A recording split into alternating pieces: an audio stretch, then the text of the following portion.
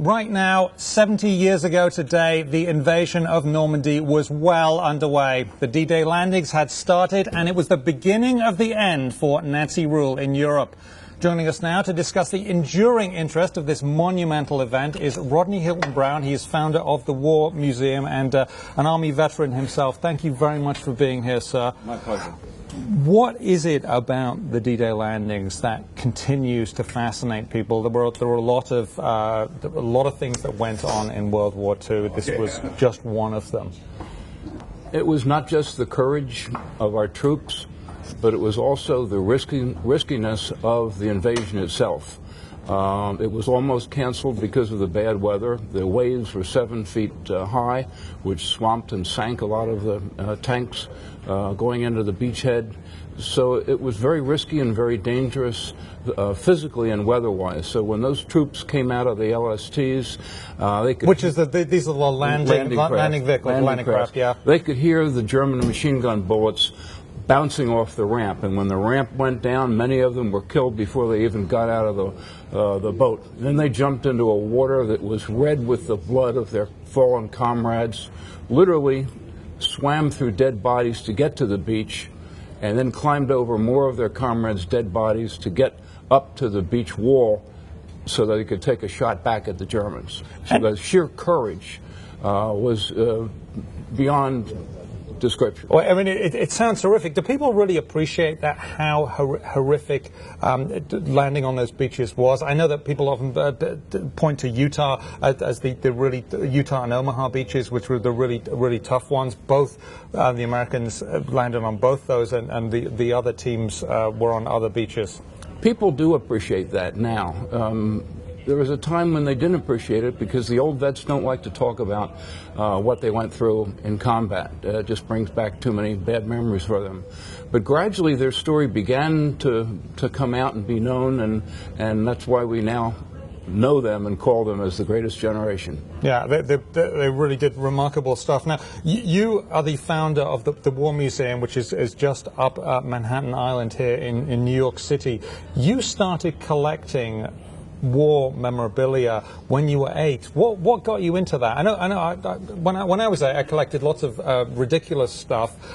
Usually bird feathers and things like that. Why did you pick on war memorabilia? I was a history buff, and so my collecting was not investing like a coin collector or a stamp collector collects one of every date and looks for condition.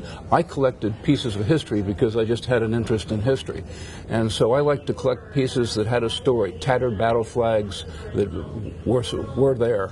Now you actually had a tattered ensign from a ship from the D-Day landings that you sold yesterday. Tell us about that. How did you come across that? I bought that on D-Day, this same day, about a quarter of a century ago, from the gunnery officer on an LST who had souvenired one of these landing vehicles, one of these landing vehicles at the Normandy invasion, and he souvenired this tattered flag and wrote me a letter about the flag, and the letter is dated D-Day.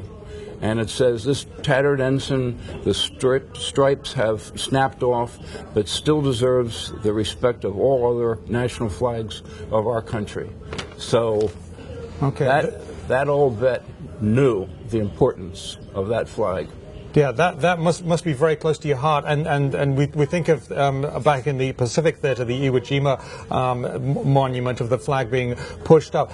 You sold that yesterday, along with a heck of a lot of other stuff that you collected since you were 8, and you're now in your early 70s. Why did you sell that stuff? Because I mean, you're obviously very close to this. Well, at my age, if I got run over by a bus on Madison Avenue, there would be that tattered flag in a shoebox and nobody to connect it with this letter and the other historical background and source documents and provenance documents. It would all be in a big yard sale and everything would be $5 or $10 a piece. The history of the items would be lost. No one wouldn't even know what they were. So it's time to get organized. Time to get organized. Now, I know we've been at war in the U.S. for basically the last decade in Iraq and in Afghanistan, and who knows whether we'll be in war again. Does most of the population understand what our military gives us, and not just the military of this country, the U.S., the most powerful military in the world, but Canada, Britain, France, all those places? Definitely not. Definitely not? Definitely not. People don't appreciate what the military does.